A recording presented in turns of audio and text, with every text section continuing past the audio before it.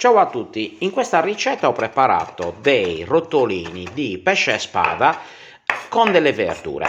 Ingredienti semplici: prezzemolo tritato, aglio tritato, insalata belga e melanzana. Intanto ho preparato un bel trito di prezzemolo riccio e adesso trito l'aglio. Questo lo lascio però in pezzi grossolani, in modo così da poterli eventualmente evitare quando si mangia il rotolino. È una scelta personale questa, quindi chi volesse mangiare l'aglio fa bene, però per chi magari preferisce levarlo tagliato così grosso è più facile individuarlo. Una volta fatto il battuto di aglio e prezzemolo, lo condisco con, intanto do una pulita al tagliere, lo condisco con pepe, sale e olio extravergine d'oliva, chiaramente di quello buono. Ecco qua, pepe e sale a piacere e un bel po' di olio extravergine d'oliva. Una volta preparato il battuto, taglio le verdure. L'insalata belga la taglio in quattro, in questo caso le dimensioni erano predisponenti per un taglio a 4, altrimenti nel caso in cui dovesse essere più grossa si possono fare ulteriori spicchi.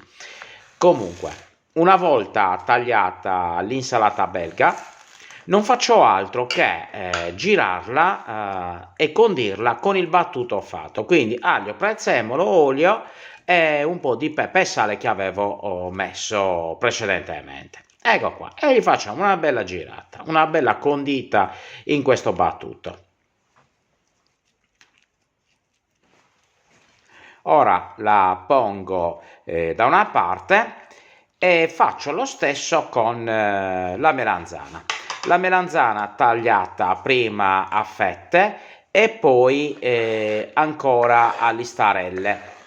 Più o meno le dimensioni devono essere di mezzo centimetro lo spessore, più o meno, ecco. Anche queste ben condite nel battuto di prezzemolo, olio e aglio. Ecco qua. Non tutto lo uso perché poi una parte mi serve anche per condire il pesce spada dopo. Adesso prendo una teglia, carta forno sotto e poi dispongo le verdure condite. Ecco qua. Disposte le verdure, un giro di sale e poi un po' di olio extravergine d'oliva. Questo il sale a piacere. L'olio extravergine invece è necessario per poter dare una ulteriore cottura interessante. Ecco qua, messe nel forno, io le ho lasciate a forno ventilato 180 gradi, le ho lasciate per 20 minuti, 20-25 minuti. Adesso fette di pesce spada sottile, disossato ovviamente, levo la pelle esterna e li poggio in un piatto col fondo appunto del battuto. Ho usato il piatto precedente che avevo utilizzato per disporre le verdure e adesso ci metto il pesce spada. Quindi lo stendo, lo dispongo e lo condisco con il resto del battuto fatto. Vedete, aglio, prezzemolo, un po' di olio, aggiungo un po' di olio, un po' di sale e pepe, di nuovo questo a piacere, però va condito seriamente.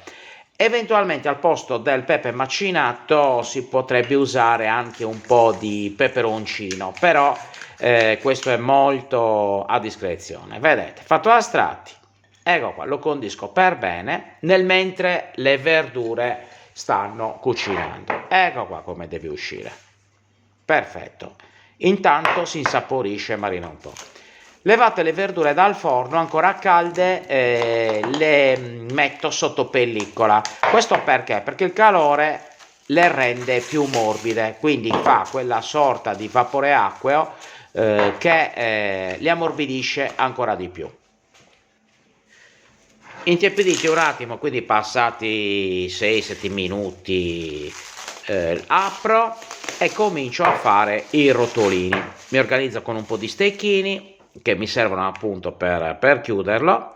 Ecco qua, una bella girata da una parte all'altra della fetta di pesce e spada ben condita. Ci metto un pezzo di insalata belga e qualche fettina di melanzana e adesso lo arrotolo. Quindi racchiudo le verdure cotte con la fetta di pesce e spada e poi la affisso con 2 stecchini. Ecco qua, faccio una sorta di saccoccio. Ecco qua. Non è necessario che sia perfettamente chiuso, perché? Perché in cottura, irrigidendosi il pesce, da solo riesce a star fermo e quindi a contenere le verdure. Adesso ne faccio un altro ancora per esempio. Metto l'insalata belga e la melanzana e proprio arrotolo la fetta del pesce e spada in modo da chiudere la verdura. Stecchino per bloccare da una parte e dall'altra. Ecco qua. Guardate come viene. Vedete? Perfetto. Fatti i rotolini, adesso procedo alla cottura. Una semplice padella, possibilmente antiaderente, un filo d'olio extravergine e basta, nient'altro. Il condimento è già tutto in partenza, sia l'aglio, il prezzemolo, l'olio che le verdure all'interno già cotte, quindi deve solamente irrigidirsi e cuocersi l'involucro. Quindi basta che prenda un po' di temperatura, lo giro di volta in volta.